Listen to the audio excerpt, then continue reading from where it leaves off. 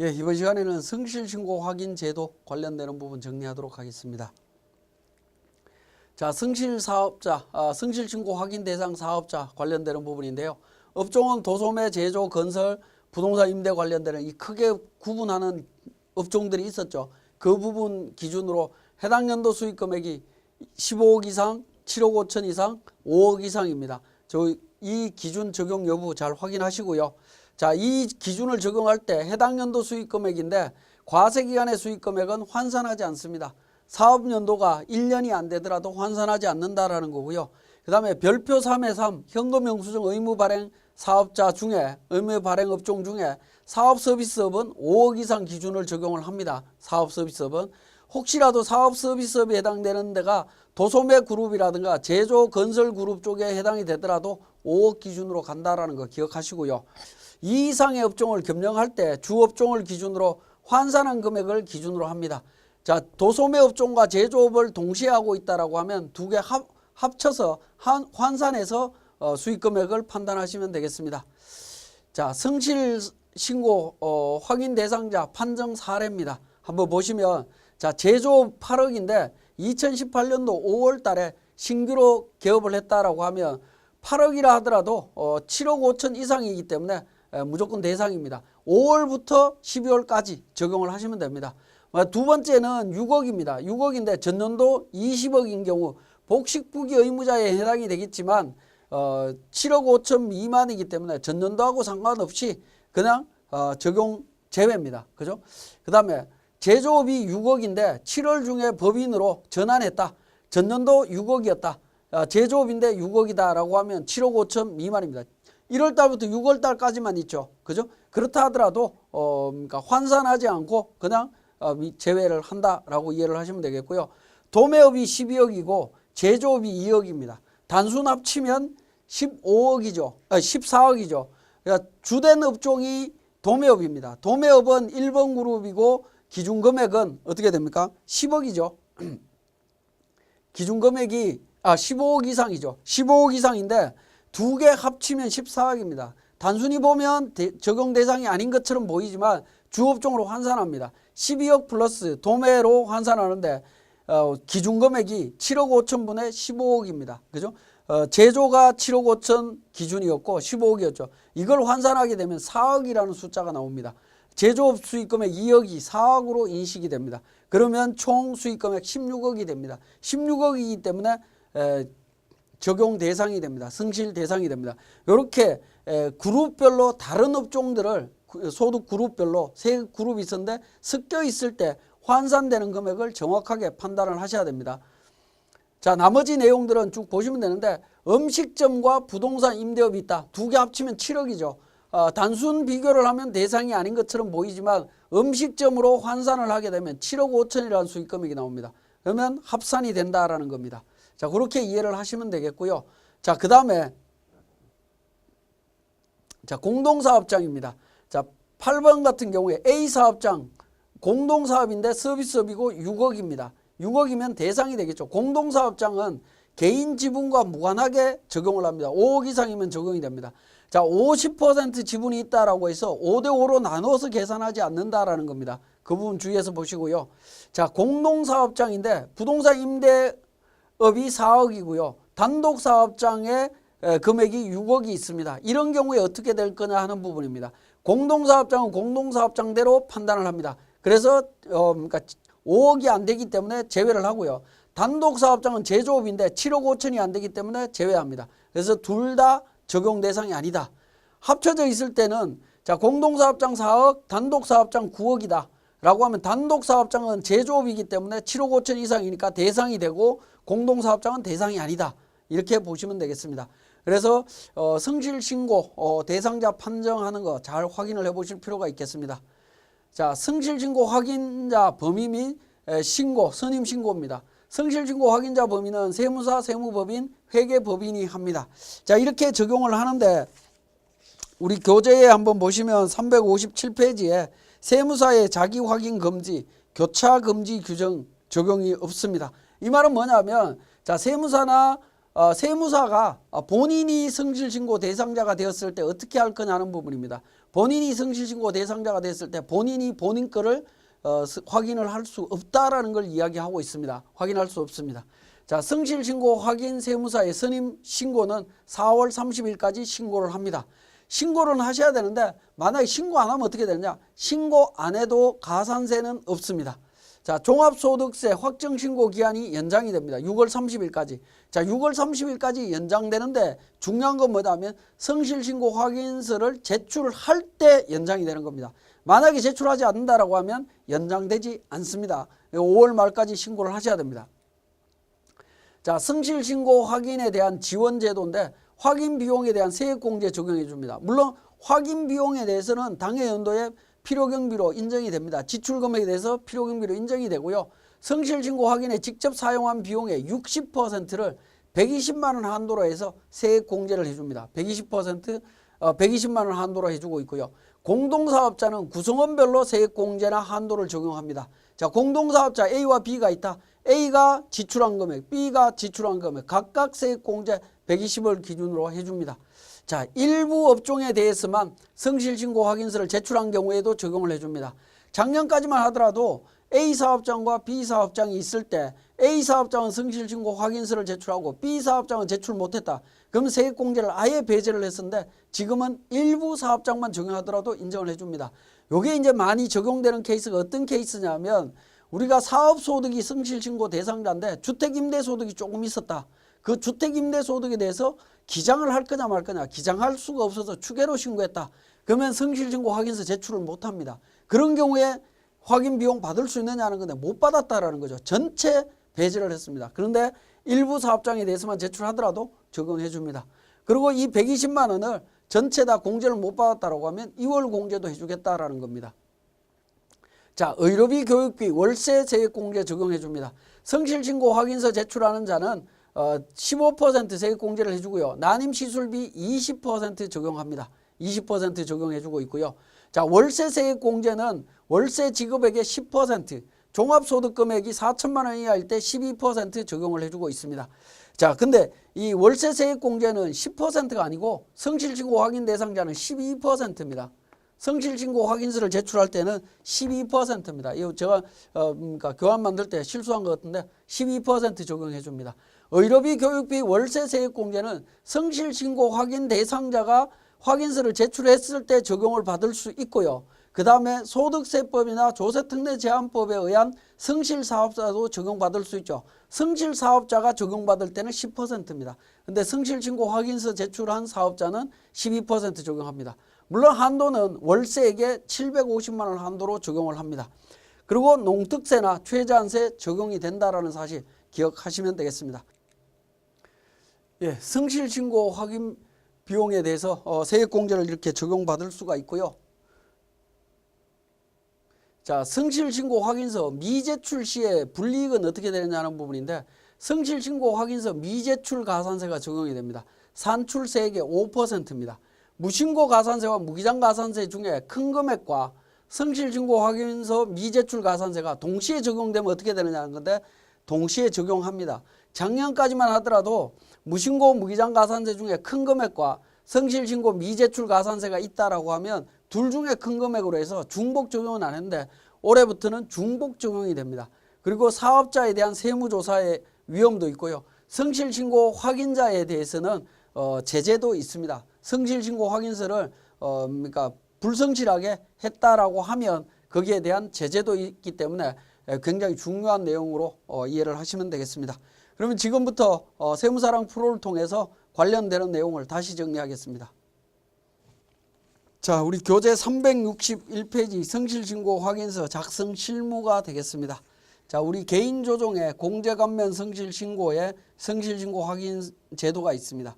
자, 첫 번째 있는 확인자 선임 신고서입니다. 자, 확인자 선임 신고서는 자, 그 확인 대상 사업자 별로 해서 적용을 하시면 되는데요. 자, 확인 대상 사업자 백두산이고요. 공동사업이고 성실 여부로 해서 여러 판정이 되어 있습니다만은 오른쪽에 보시면 관련되는 사업의 정보를 등록하실 수가 있습니다. 코드별로 이렇게 등록을 하시면 되는데 백두무역 관련해서 우리 총수익 금액 5억이다. 업종별로 5억 입력하고요. 자, 603번, 602번에 개인 무역이나 개인 상사 관련되는 부분 정보가 있다라고 하면 관련되는 정보를 입력을 하면 하단 부분이 어떻게 되죠? 그러니까 주 업종 기준으로 환산 금액들을 다 계산을 해줍니다. 계산을 해서 총 금액이 7억 5,500이 나옵니다. 근데 우리는 기준 금액은 7억 5천이죠. 그래서 성실신고 대상자가 됩니다.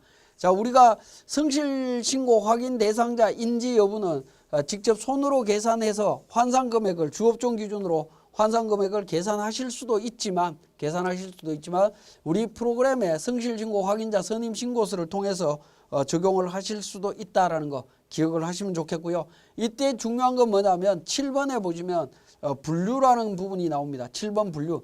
분류라고 하는 게 지금까지 설명드렸던 업종별로 1번 그룹, 2번 그룹, 3번 그룹을 선택하는 부분입니다. 선택하는 부분인데 우리 업종 코드는 그러니까 회사 등록 사항에 업종 코드 등록되어 있는 부분이죠. 그 등록된 코드 번호로 우리 프로그램에서 자동으로 분류가 되도록 되어 있습니다. 분류가 되도록 되어 있는데 그 분류가 혹시 잘못되어 있다라고 하면 이 분류 코드를 정확하게 분류해 주시면 되겠습니다.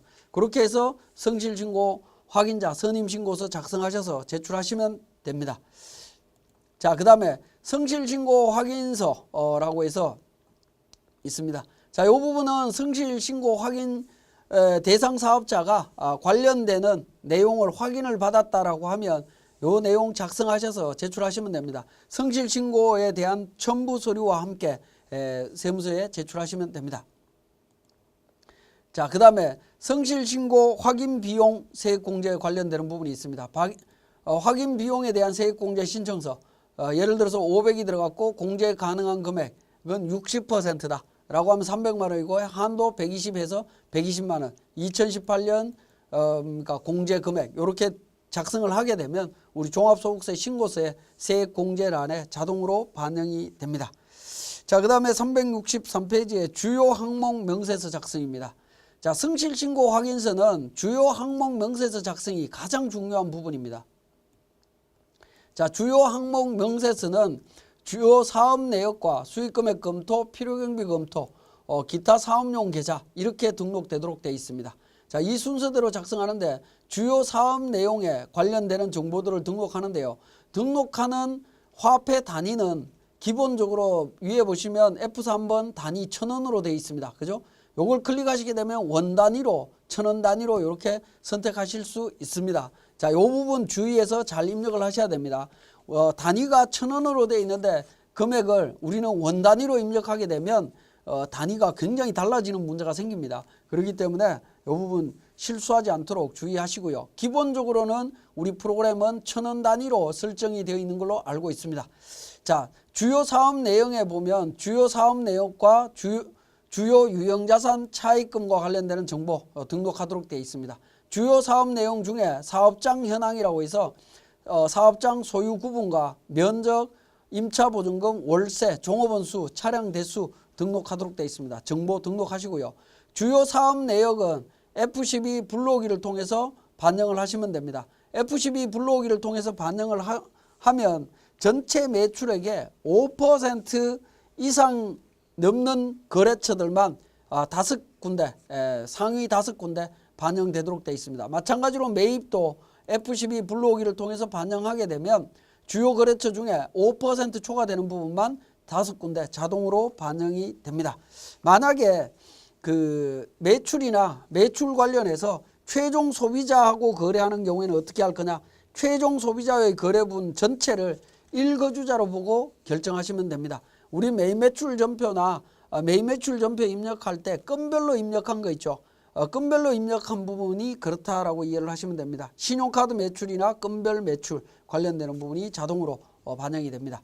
자, 주요 유형자산 차입금 관련되는 부분, 이 부분도 F12 불러오기를 통해서 불러오게 되면 관련되는 계산 과목이 나옵니다. 건물, 기계장치, 비품 전체 선택해서 하게 되면 건물과 비품 관련해서 전체적으로 5천만 원 넘는 금액들이 반영이 됩니다. 근데 건별 또는 세트당 취득가액이 5천만 원 이상인 부분이 반영이 되는데 비품은 5,800으로 되어 있지만 이 비품의 구성 요소가 에어컨이 아닌 다른 내용들도 있다라고 하면 이 부분은 제외를 하시면 됩니다. 서로 선택을 해주시면 되겠고요. 차입금도 마찬가지로 F12 불러오기를 통해서 반영을 하시면 관련되는 정보 반영하실 수 있습니다. 자, 차입금과 관련되는 정보 내용 조회해서 반영을 하시면 됩니다. 자, 있으면 반영해 주시고요. 없으면 무시하셔도 됩니다. 자, 차입금 용도와 관련해서는 우리 그 365페이지에 차입금 건별로 과세기간 종료일 현재 1,000만 원 이상인 차입금에 대해서만 적용을 하고요. 사업과 관련 없는 개인적 차입금은 제외합니다. 차입금 용도 작성 시에는 매입자금 금융, 시설투자용, 원재료 매입용으로 이렇게 구분해서 등록해 주시면 됩니다. 자, 2번 수익금액 검토로 갑니다. 수익금액 검토도 작성 방법은 기본적으로 F12 불러오기를 통해서 작성을 합니다. 그래서 총 수익금액과 부가가치세 신고와 관련되는 부분, 또 면세사업장 현황 신고와 관련되는 부분으로 구분 등록이 될 거고요. 이 차이 금액을 구체적으로 적도록 되어 있는데 대부분은 판매 장려금이라든가 각종 지원금에 대한 부분으로 이해를 하시면 될 겁니다. 그렇게 구분해 주시면 되겠고, 매출 증빙 관련되는 부분도 마찬가지로 우리 그 증빙자료에 세금계산서, 계산서 관련되는 정보 전부 반영이 될 겁니다. 근데 차이 부분이 나오는데 차이 부분은 대부분은 수출과 관련되는 부분일 겁니다. 직수출이라든가 이런 부분들은 세금계산서, 계산서, 신용카드, 현금영수증 이런 부분들이 없기 때문에 차이 원인으로 나옵니다. 그래서 차이 원인만 정확하게 작성을 해주시면 됩니다. 자, 366페이지에 보시면 동그라미 5번에 차이 금액 및 차이 원인에는 매출 증빙 금액의 증빙서류 외의 영수증 등으로 매출한 경우에 원인을 적고요. 동그라미 6번에 보시면 세금계산서 미발행이라든가 의료업이나 전문직 사업자로서 10만 원 이상 거래에 대해서 현금영수증 미발행 과태료가 나타날 수 있습니다. 차이 금액을 원인이 현금영수증이나 이런 걸 미발행한 걸로 되게 되면 과태료가 나올 수 있기 때문에 주의하셔야 됩니다. 자, 원천징수 대상 봉사료 신고 관련되는 부분입니다. 봉사료 관련해서 우리가 지급명세서 제출한 내용이 있다면 그 내용을 분석해서 제출을 해주시면 됩니다. 자, 3번에 필요경비 탭으로 갑니다. 필요경비 탭으로 가서 F12 불러오기를 통해서 작성을 하시면 됩니다. 그러면 표준손익계산서에 있는 내용을 기준으로 전부 다 반영이 됩니다. 반영이 되면서 계정 과목별로 적격증빙 수치 제외 예외 관련되는 내용들이 확인을 하실 수가 있습니다. 자, 그래서 3만 원 이하짜리 금액과 제외되는 금액 뭐 해서 여러 가지 내용들을 확인하실 수 있고요. 이 내용들에 대한 정보들을 반영을 해주시면 되겠습니다. 자, 필요경비 검토에서 손익현황과 원가현황이 있는데 원가현황은 원가명세서고요. 손익현황은 손익계산서입니다. 자, 두 번째 있는 탭 손익계산서 항목으로 가게 되면 항목별로 총금액에 적격증빙 수치 제외되는 금액과 수치 의무가 있는 금액으로 이렇게 구분이 되고요. 구분이 되고 증빙불비 내용이 나옵니다. 증빙불비 내용이라고 하는 부분은 적격증빙을 수치하지 않은 겁니다. 적격증빙을 수치해야 되는데 수치하지 않았다라는 부분이죠. 그 부분에 대해서는 나중에 가산세를 적용해야 되는 문제가 나올 겁니다. 자, 그 부분 관련해서 적용을 해주시면 되겠고, 자, 표준손익계산서 급여 지급 현황입니다. 당기 계상한 금액, 비과세, 지급명세서 제출한 금액, 지급명세서 제출 제외 금액에 해당되는 비과세 금액만 2번에다가 기록을 해주시면 됩니다. 그러면 기본적으로 차이 금액은 발생하지 않습니다. 만약에 차이 금액이 발생한다면 차이 금액의 원인을 분석해 주셔야 되겠습니다. 원가 현황, 표준 원가 계산 항목 마찬가지입니다. 원가 금액, 비과세 항목 관련해서 차이 금액이 있으면 정리하시면 됩니다. 자, 네 번째 기타 사업용 계좌 관련되는 부분입니다. 3만 원 초과 미수치분. 아까 필요경비 쪽에서 표준손익, 표준원가 쪽에서 증빙불비 관련되는 항목 있죠. 50만 원 있었습니다. 이 부분에 대한 내용인데 이 부분은 경조사비로 관련되는 부분이죠. 그래서 관련되는 내용 정리를 해주시면 됩니다. 자, 직계 좀비속과 관련되는 내용이 있다라고 하면 등록하시면 되겠고요. 차량 운행 현황과 사업용 계좌 등록과 관련되는 부분입니다. 사업용 계좌는 국세청에 등록된 계좌로 기초잔액과 기말잔액만 입력을 하시면 됩니다. 은행 코드에서 입력을 하셔야 되는데 국세청에 등록되어 있는 계좌를 정확하게 파악해서 등록을 해주셔야 됩니다. 그렇지 않으면 전자신고에 오류가 발생을 합니다. 차량과 관련되는 부분은 업무용 차량에 한해서 등록을 해주시면 됩니다. 등록을 해주시고 보험 소유자 관련되는 정보도 같이 등록해 주시면 됩니다. 자, 그 다음에 이렇게 이제 작성을 하시게 되면 주요 항목 명세서가 전부 작성이 되었다라고 볼 수 있겠습니다.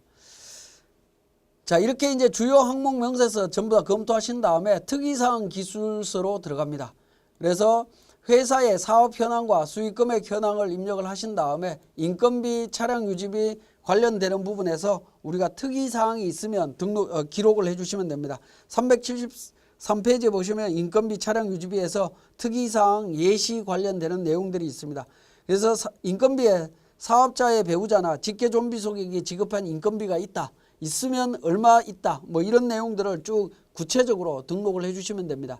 추후에 성실사업자 확인자, 즉 세무사들이 징계 사유에 해당이 되는 부분으로 이해를 하시면 됩니다.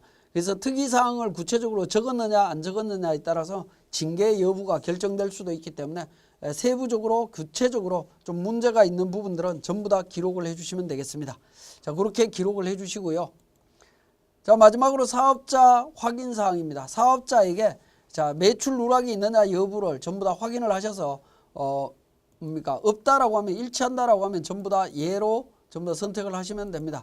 이 부분은 차이가 있는 부분은 기본적으로 아니오라고 적기는 어렵습니다. 아니오라고 적는다라는 얘기는 결국에는 어떤 의미냐면 우리가 세무신고가 잘못됐다라는 걸 본인이 스스로 시인하는 거죠. 그래서 기본적으로 예로 선택할 수밖에 없기는 한데 이 부분은 세무사님들이 직접 선택하시기보다는 납세자한테 확인서를 반드시 받으신 후에 결정을 해서 적용을 하시면 될 것 같습니다.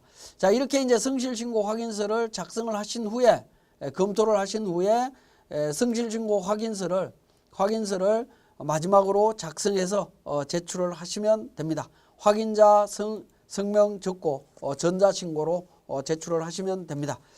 자, 여기까지 성실신고 확인서에 대한 규정을 정리했습니다. 예, 지금까지 2018년 귀소 세무사랑 프로를 활용한 소득세 신고 과정들을 쭉 설명을 드렸습니다. 장시간 교육받으시느라고 수고하셨고 조금 부족한 부분들은 우리 교재를 통해서 잘 정리하신 후에 우리 2018년 귀속 종합소득세 신고 잘 마무리하시기 바랍니다. 다음에 또 기회가 있으면 만나 뵙기로 하고 교육 마치겠습니다. 감사합니다.